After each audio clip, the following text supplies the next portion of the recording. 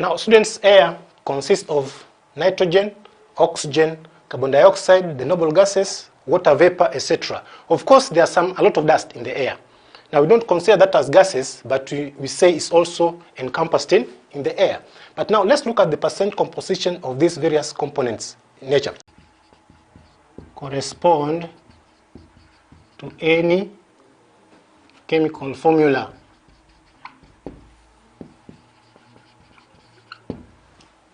Compounds have got chemical formulas. Mixtures don't have chemical formulas. So if air has got these characteristics, then you can conclude that air is a mixture. So we say from the above, it can be concluded that air is a mixture. So we have agreed air is a mixture. So next time you get a question asking about whether air is a mixture or a compound, we know it is a mixture, and these are some of the reasons. Let's try to look at some of the proof that they are really existing. Now, if they are existing, then you can have an experiment to explain how oxygen can be detected in the atmosphere, or how we can do to prove that there's carbon dioxide in the air, or how can we prove that in the air here we have got water vapor. But we have talked about it being a mixture. So let's see, if it's a mixture, especially the first point, that it can be separated physical means, it can give us an idea. If really we can be able to separate different components, then we can prove that really air is a mixture. So let's see how we can be able to separate the components of air using a physical means.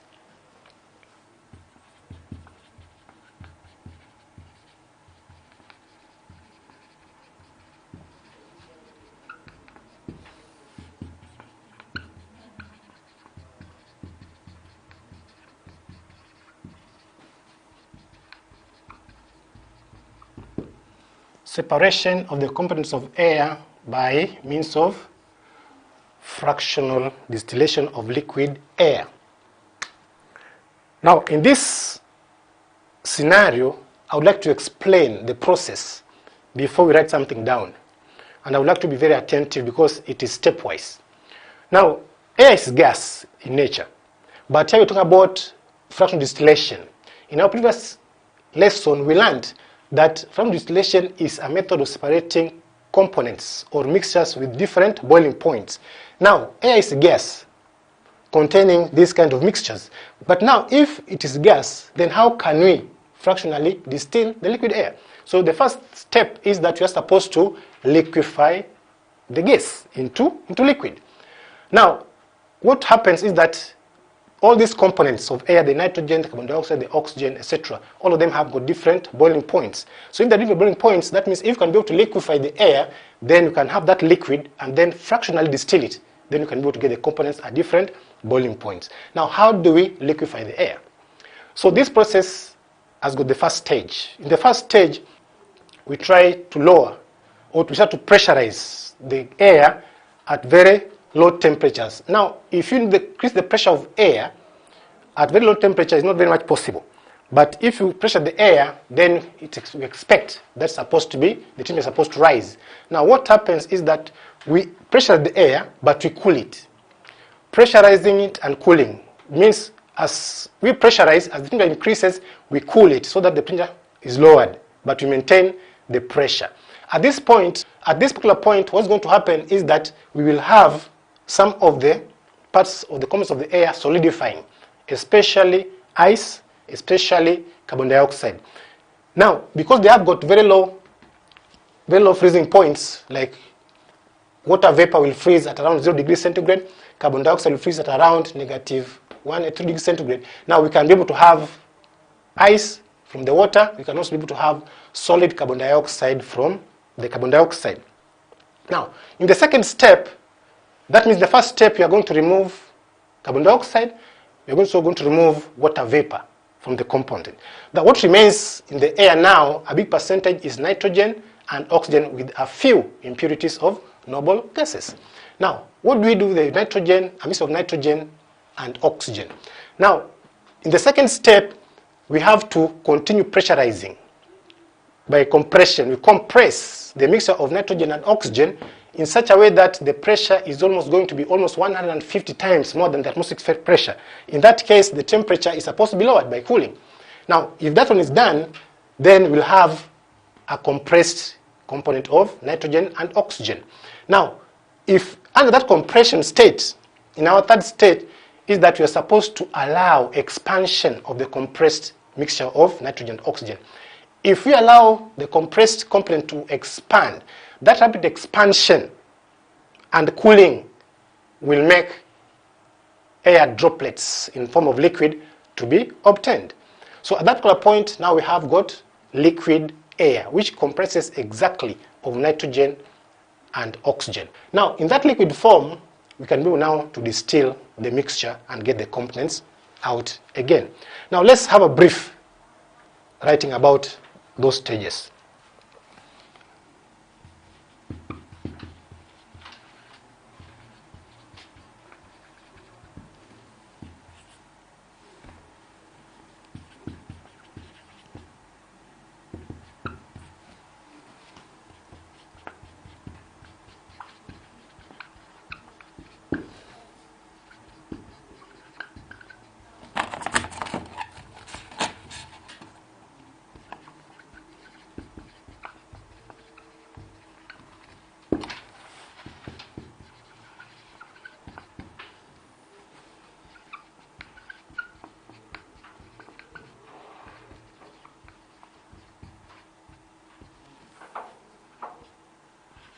So air is pressurized while temperature is lowered. Water vapor is changed to ice, while carbon dioxide is changed to dry ice, therefore removed. These ones are removed.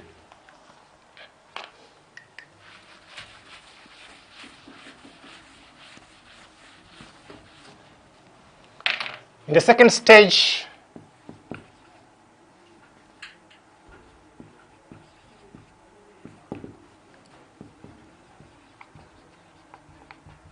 the remaining components, which are nitrogen and oxygen,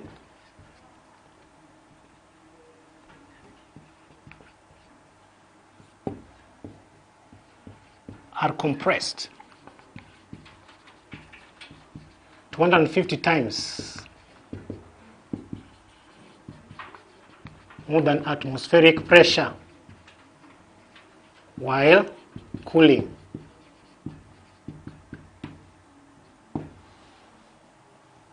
Stage 3, the compressed air, the compressed mixture now is allowed to expand rapidly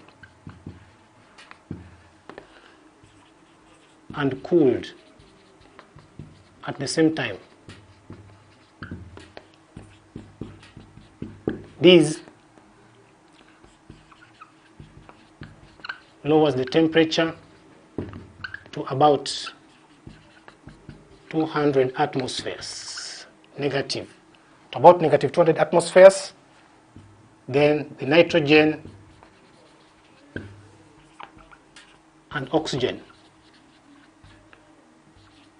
droplets are obtained.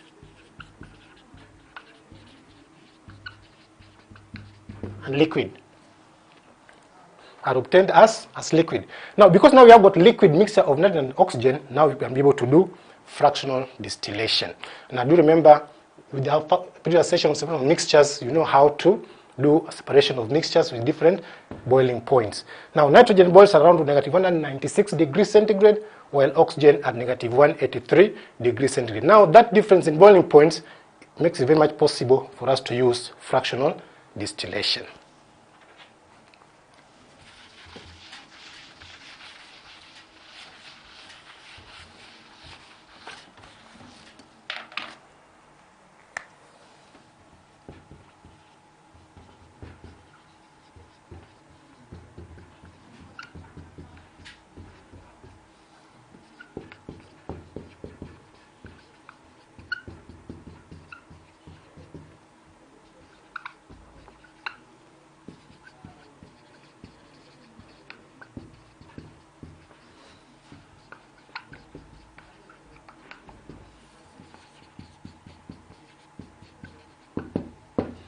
So students, until now, we know how we can be able to separate the composition of air by fractional distillation using the 3 stages that we have highlighted.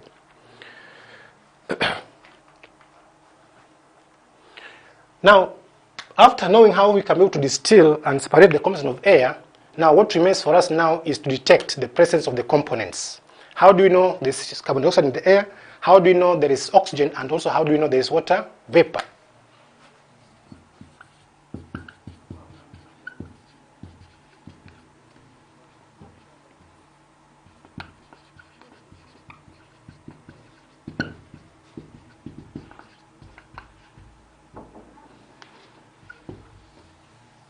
How can you know there's carbon dioxide in the air?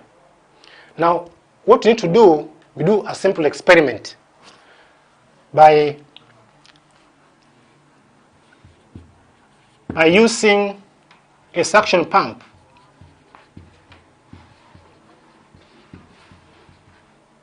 Is sucked and passed.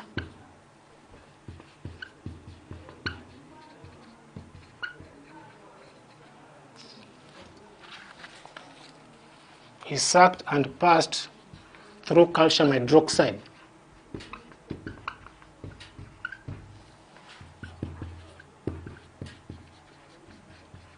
Which is called lime water. The lime water will change milky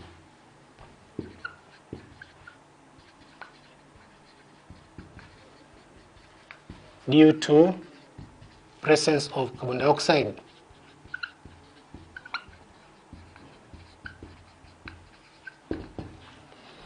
I know because you're doing revision, you must have also learned some chemical equations. You can have a simple chemical equation. Carbon dioxide plus calcium hydroxide will give us calcium carbonate. And this one is a white substance. If you pass air through lime water, and then the lime water changes to some white color, then it shows that there's formation of calcium carbonate, which means in that air there must have been traces of carbon dioxide which react with the calcium hydroxide to give us that white substance. So the presence of white substance shows the presence of carbon dioxide in the air. How about water vapor?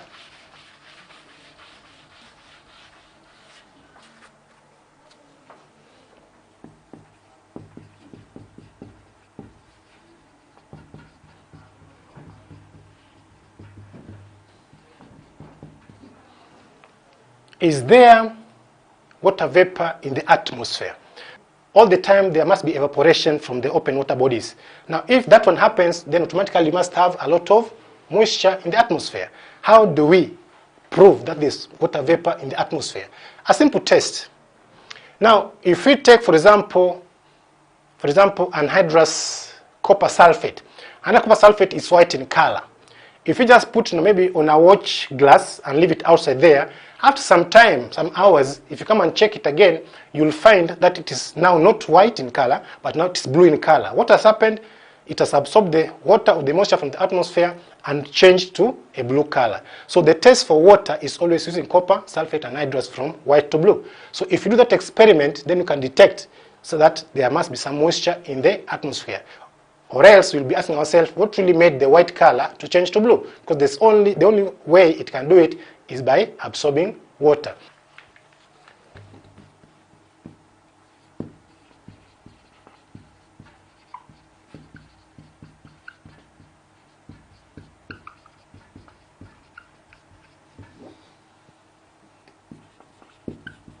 Using anhydrous copper sulfate, which when left in the air will change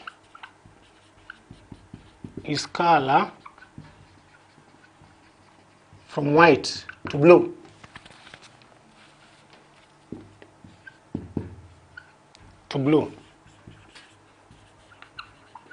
Showing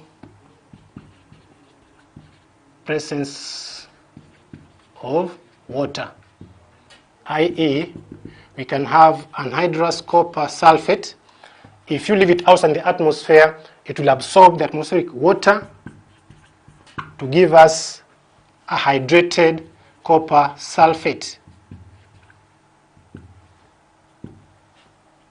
where this one is white in color, but this one is blue in color. So the changing of blue from white to blue shows the absorption of water. That means there must be some water in the atmosphere.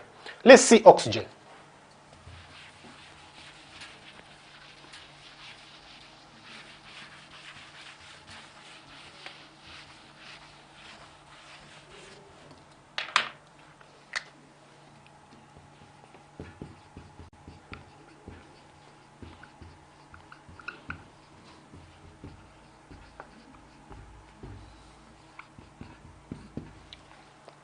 Students, how can we prove there's oxygen in the atmosphere?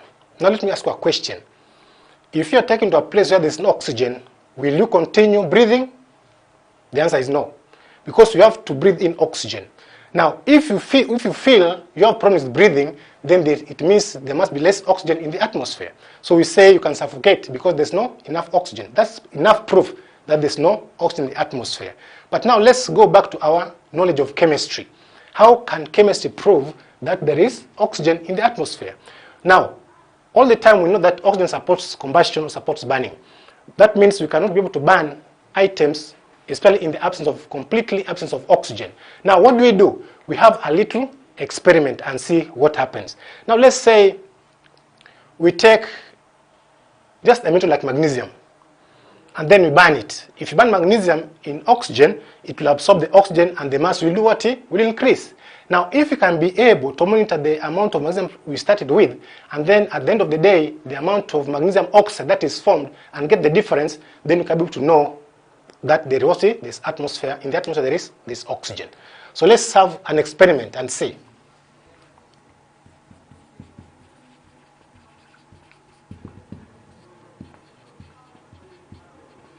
An experiment of burning magnesium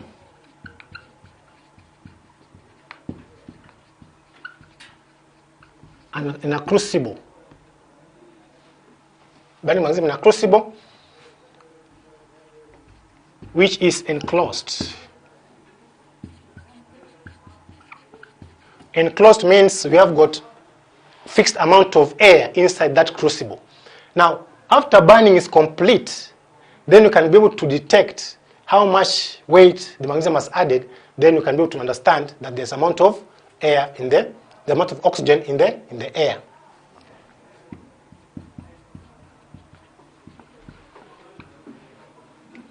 After burning is complete,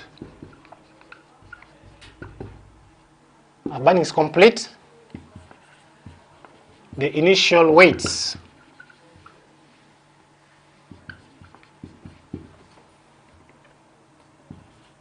of magnesium and the crucible together with the weights, with the final weight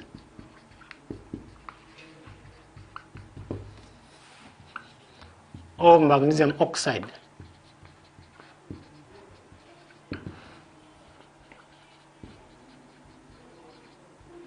can be used to determine if oxygen has been absorbed by magnesium.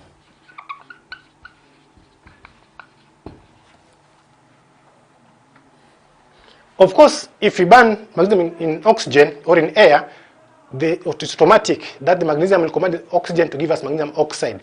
And the weight of magnesium oxide together with the crucible is far much higher than the weight of magnesium in the crucible before burning. So if you get that difference, then it shows that magnesium has absorbed some oxygen from the air. That shows that in the air there must be oxygen. But at home there, you can also do the same experiment. Now what you need to do, take a candle. Take a candle, then light it. After lighting it, try to cover it with something that will not allow air to go in. So the initial air which was there before, the candle will burn in that particular air until it gets off. Why is it getting off? Because the amount of oxygen in air which was there initially is used up. So that means it cannot continue to burn anymore. So when the candle is extinguished, it simply means that the oxygen which was in the air is now completely used up, so it cannot continue to burn. That's a simple experiment that you can do at home.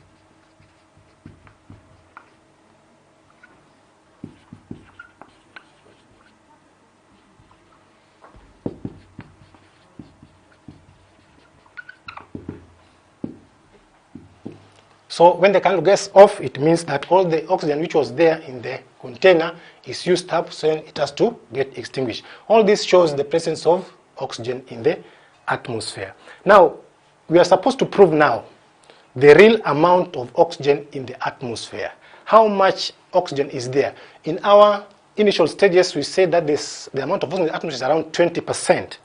The question is, can we be able to prove this 20% by any simple experiment? Yes, students, in the laboratory we can do a simple experiment that can really tell us exactly that it is 20% or around there. Let's have a look at this experiment.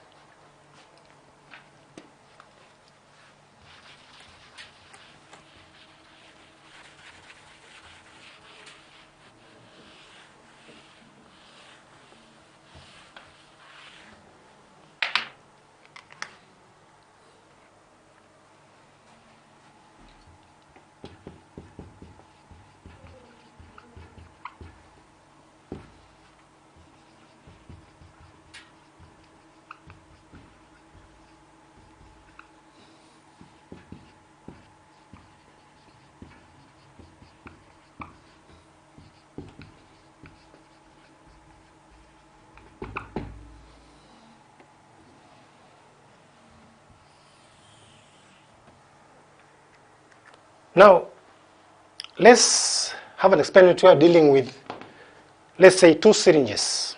A very good example, 2 syringes and a boiling tube containing copper. I have to draw it so that we can be able to see. We have got 1 syringe here. Then we have got a boiling tube.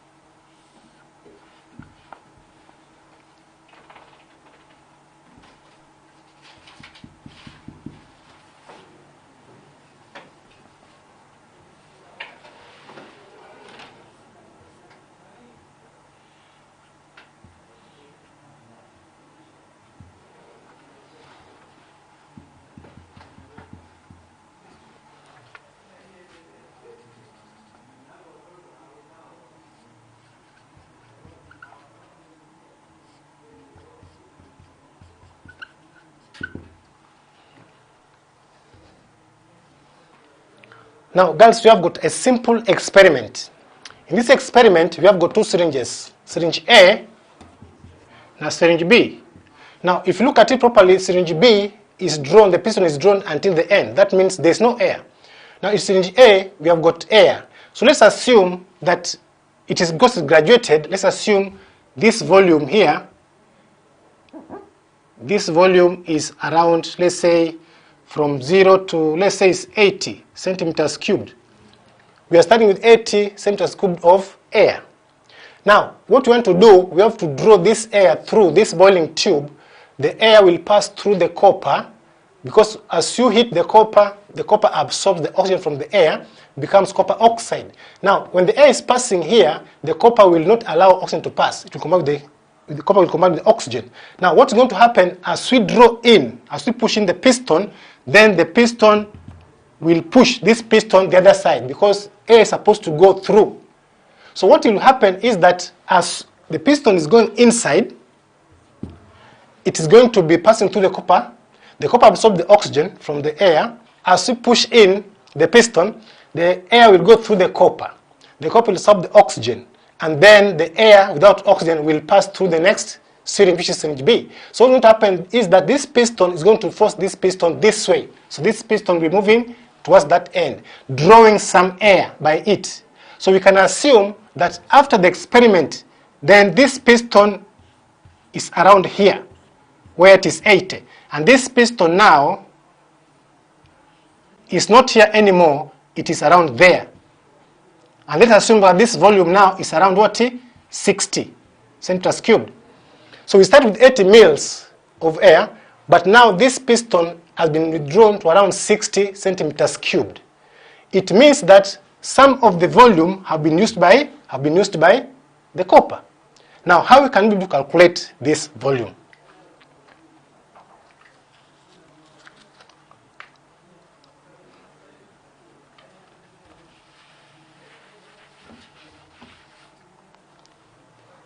Let us assume this piston draws air through the copper absorbs oxygen, and also the remaining air without oxygen passes through the other syringe B.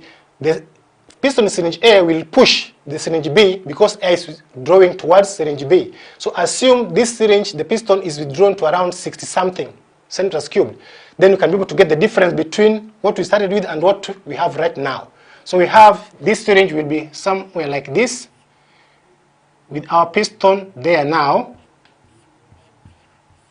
and this piston will be like this, with our piston not exactly there but somewhere around here. That means this volume is now around 60, let's say it is 63 centimeters cubed, and now this one was 80 centimeters cubed. It means that the air without oxygen is 63, the air with oxygen was 80. So there we can get the percentage of air of oxygen in the mixture. So we can have the percentage of oxygen is supposed to be the original one, which is 80 centimeters cubed, minus air without oxygen, which is 63 centimeters cubed, divided by the original value, which was 80 centimeters cubed times 40 times 100%. And if that mathematics using your calculators, then it will be around 20 something. Let's say it is 20 point, let's say 21, roughly 21. Roughly 21%. So you can be able to get an average value of around 21% as composition of oxygen in the atmosphere. Now this is just one experiment, but you can also use another experiment where we are using a burning candle.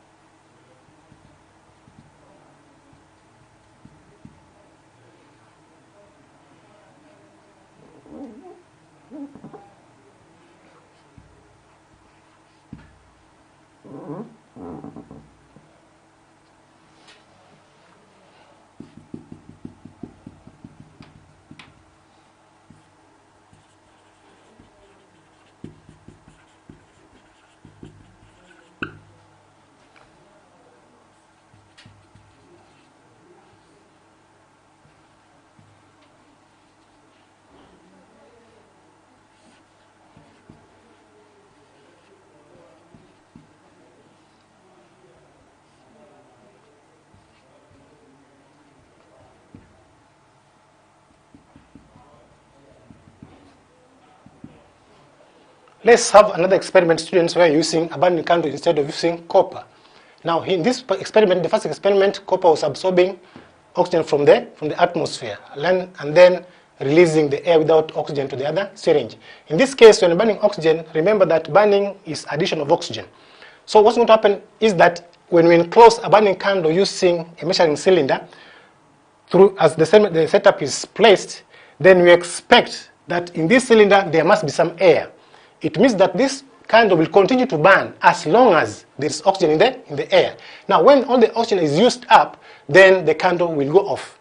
As you can see in the second experiment,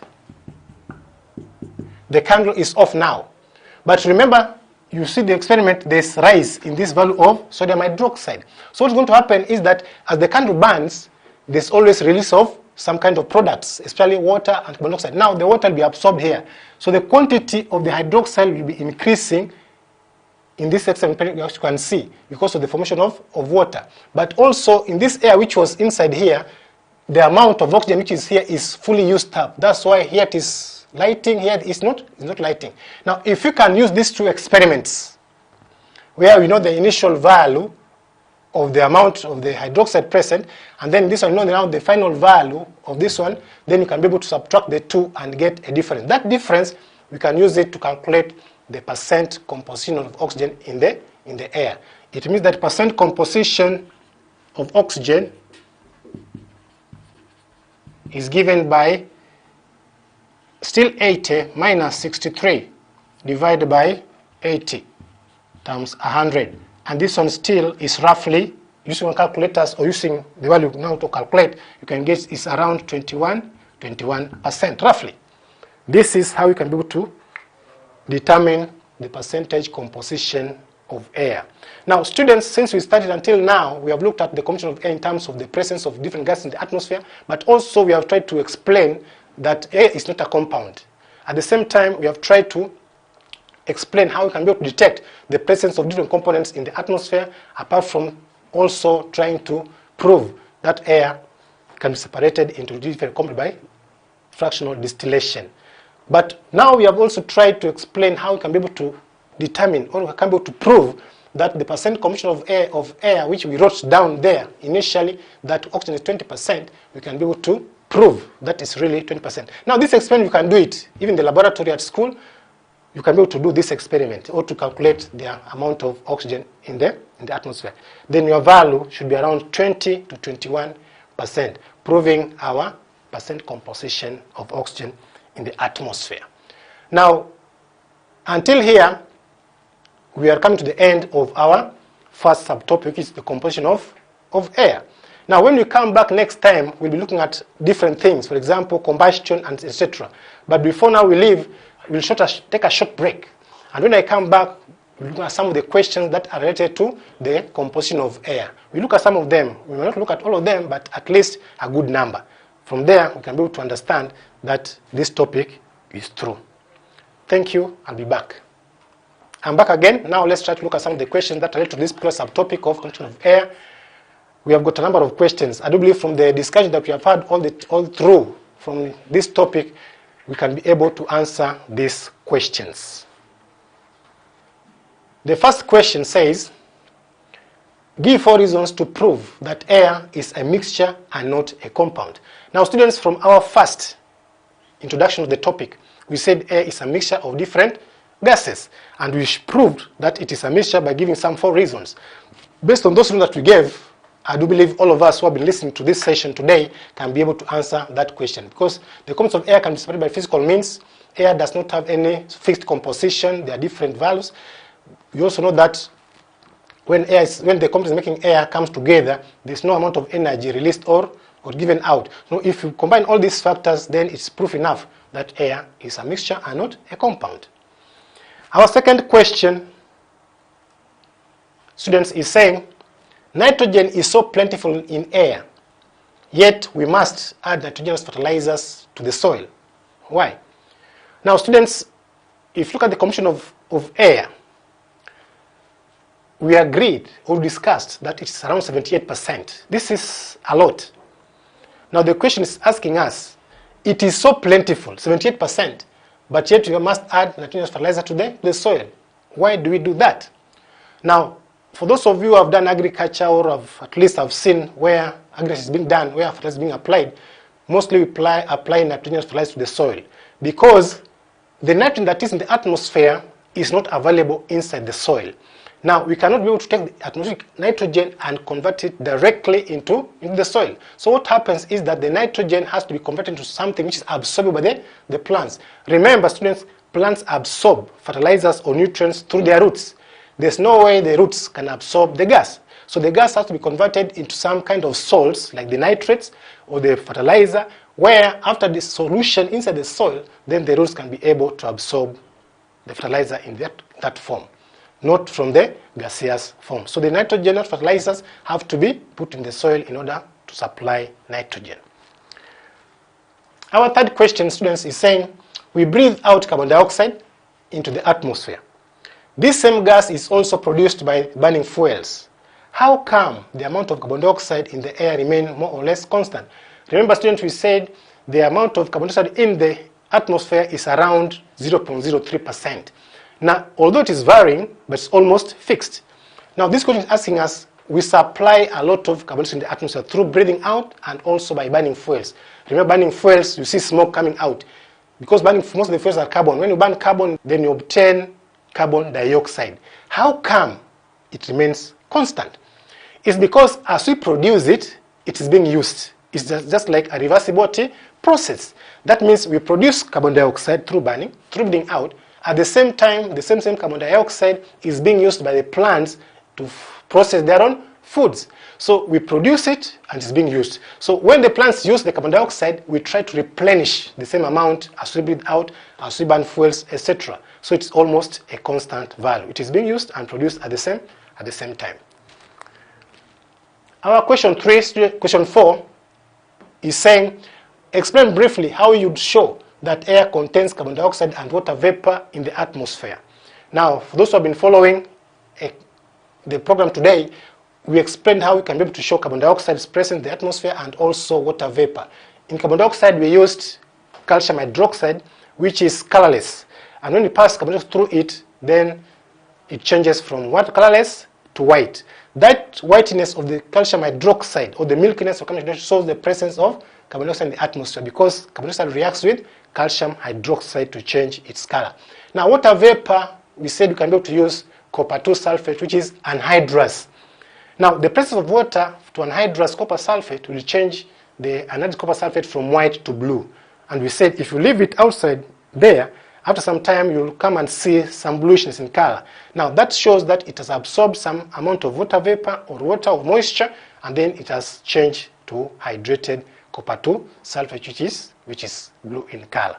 I think I will leave some of the other questions for your homework. And some of these questions, you can do them at home at your own free time. At the same time, we have a number of books as our references. If you check the topic of air combustion, rusting, firefighting, and then you check on the part of combustion, at the end of that subtopic, there must have been some questions. Those questions, if you can look at them from the knowledge that you have gained today, you can be able to answer questions dealing with composition of air. Now, students, this brings us to the end of our lesson today. I do believe you enjoyed the lesson, and let's meet next time. When we meet next time, we'll be talking about combustion, the second subtopic in the topic we are dealing with. It was a pleasure being with you. I wish you all the best. Continue studying hard.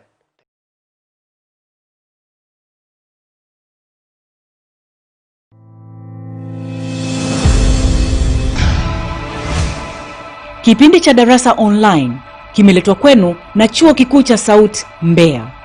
Serikali ya awamu ya 5 itahakikisha kwamba inaongeza kiwango cha upatikanaji wa maji kufikia 85% kwa maeneo ya vijijini na 95% katika maeneo ya mjini ifikapo mwaka 2020.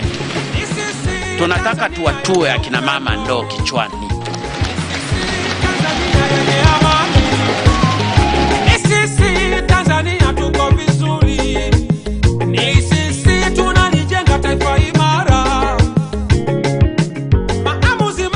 Tumetekeleza miradi 1423 ambapo miradi 1260